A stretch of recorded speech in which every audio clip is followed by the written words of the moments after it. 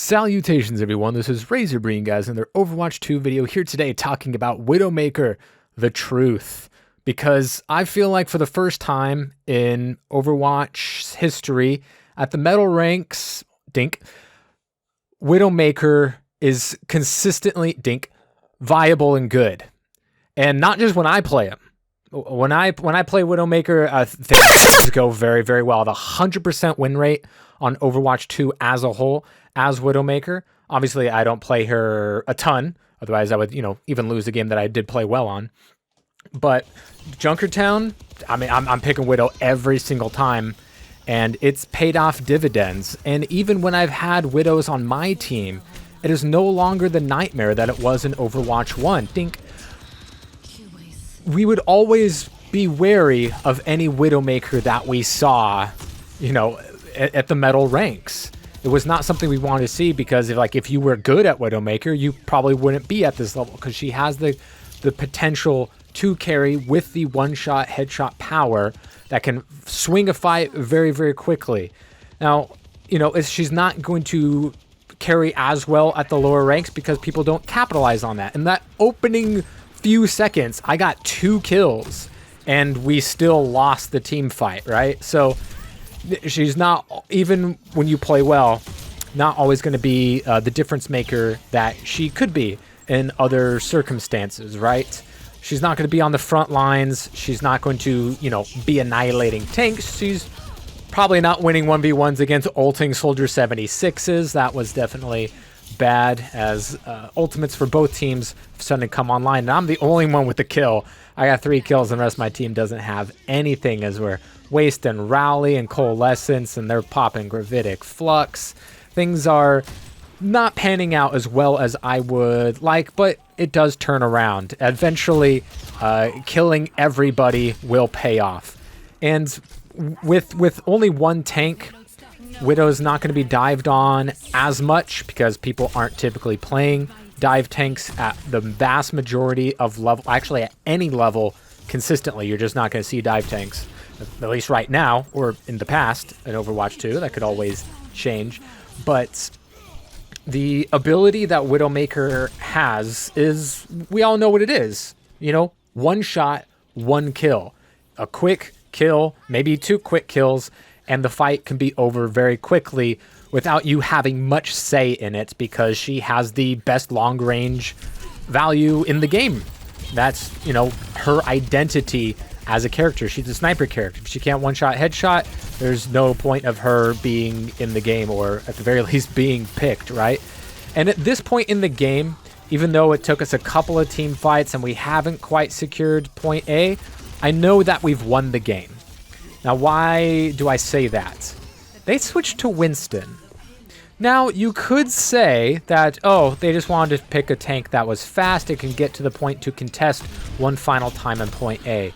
But if you're going to do that, why wouldn't you pick Wrecking Ball, right? Even beforehand, before the buffs, probably wasn't that much worse of a choice in that circumstance than Winston was. And people don't tend to play Winston. People don't know how to play along with Winston. So why did they switch to Winston? And now why are they D.Va? Because the thing happened. When Widowmaker gets a kill, there's 2 things that does for the team fight. Number 1, it gives you number advantage because you just killed somebody and you're not dead. So the fight is already in your favor. But due to Widowmaker's nature at being a one-shot kill character at very long ranges that no other character outside of the Ditto, another Widowmaker, can appropriately challenge at the right distances. So what does that create? That creates animosity between teammates. And that is the worst thing that can happen in an Overwatch game. What's the last thing you want to see when you jump into an Overwatch game? Your teammates already fighting. They're already arguing. Oh, why are you on that character? Get off that character. Blah, blah, blah. Oh, I'm not going to heal you. Blah, blah, blah. You suck. Oh, this map isn't good for that character. Oh, stop trying to force this. Whatever. That's the worst thing that can happen when you first start a game. Hey, you're on Genji. Get off Genji. I'm going to be Genji. that alarm bells, red flags every time, right? Because you're like, oh no, a team that is arguing and playing with their egos is never going to result in a win. It's just not going to happen, because as a Widowmaker, I am going to get some of that animosity to happen with those teammates. The tank or the support would be like, yo, we're getting destroyed by this Widowmaker. Why aren't our DPS stopping them? And then the DPS will say, why don't you switch to a dive tank so you can land on the Widowmaker? And that's what they did. They switched to Winston, which I can tell. This player was not a Winston player. And they might not be a D.Va player, but they felt compelled to do so. Not even visoring soldiers. I mean, look at this interaction right here. The cart is about to be captured. There's a Cassidy and a D.Va fighting me. Instead of being on the cart, D.Va has bomb. She could have flown to the cart, stalled, and then dropped her bomb, got us to either move or die, remech, and then possibly continue that fight to hold us from capping C so early. But that doesn't happen because, man, they really want to kill that Widowmaker that's just wiping them out. So you're forcing them to do one of a few things. You're forcing them to play better and not have the supports running it out into long lines of sight where I just pop their heads once they, reach around the corner like, it's whack-a-mole or something, just waiting for it, and then dink, and it's over for them. Or I force their DPS to duel me by playing a Widowmaker themselves, or like, I don't know, a pocketed Ashe, something that can contest me if I'm playing correctly. Or I'm forcing their tank to invest all of their cooldowns onto me. A lowly Widowmaker, easily diveable. If I get damaged, I'm dead. You can't pocket a Widowmaker and have her survive like a Reinhardt or a tank, something like that. I'm not going to be able to stall a point. I'm not going to be able to get close quarters, multiple kills, and pop off with a gigantic ult. But they go to Bastion, which not ever a bad idea, because they'll shoot our Reinhardt's shield down. Possibly they'll add some pressure and a lot of damage. But I'm playing appropriately. I'm playing at a range where Bastion is not going to be efficient. His turret form, spread and fall off, is not going to do well against me when I'm playing at appropriate ranges. And when he's not in turret form, I have easy headshots because he's got a big old head. He's got a big old dome going beepity boop, falling down the stairs because I'm shooting him in the head.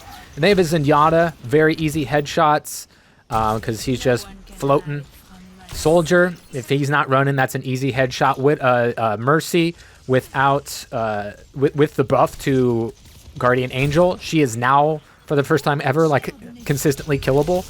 But now they're throwing all of their cooldowns at me in the back line, doing some damage, forcing them away, while our Reinhardt is swinging away, getting healed. My damaged partner is able to get more damage in fighting some of their supports or their tank, since so much is invested in me, and it doesn't pan out for the enemy team. Look, I mean, they're again, back-to-back fights, they're forcing a Mercy and a Winston and all the cooldowns that go between them to stop a 175 HP character. And it's not enough because they don't know how to play Winston. Their teammates don't know how to play with a Winston. Their DPS don't know how to fight a Widowmaker. But I, unfortunately for them, do know how to play Widowmaker. I know how to hit my shots, and I know where to fight. Obviously, Junkertown is easier said than it is on other maps, obviously. But she is, I think, consistently much more viable than she ever was before. I've had teammate Widowmakers where before it would be like, SMH, we're fucking dead, right? We have a Widowmaker. We're basically playing down a man. We're down a character. But now I'm seeing Widowmakers on my team, even on not the absolute best Widowmaker map like Junkertown, and they're going like 22-4. They're 18-5. It's like, no, that's fine. They're playing well. Maybe you're not seeing dink headshot in the kill feed, but clearly they're playing to their strengths and playing the game well enough to do what they're doing. I mean, Widowmaker's never going to lead the lobby in damage. I mean, I've done it, but you know, that's not usually something that happens, because that's not the tail of the tape. I might have 2,000 less damage than my other damage character on my team, yet I'll have 9 more eliminations than them because I'm making more value out of my damage. My damage. My snipes are turning into kills instead of, you know, some poke damage that's getting healed up and charging ultimate. So I think for the first time, Widowmaker is a consistently good character at the lower ranks. And this isn't even like my best game that I've had as Widowmaker recently, let alone on Junkertown. So I think she's a really good character that's when, again, if people aren't accounting for a high carry potential character like that, getting people to argue amongst themselves, oh, guys, I need more heals. I'm getting shot by the Widow. Well, you need to go after the Widow because I can't heal you when I'm dead. And the tank is forced to go after you or argue with their teammates, blame their DPS or blame their supports. And then the supports start saying, hey, if you're going to be like that, I'm not going to heal you. And then you've won the game because they're bickering amongst themselves while you're shooting them in the head. It's good times.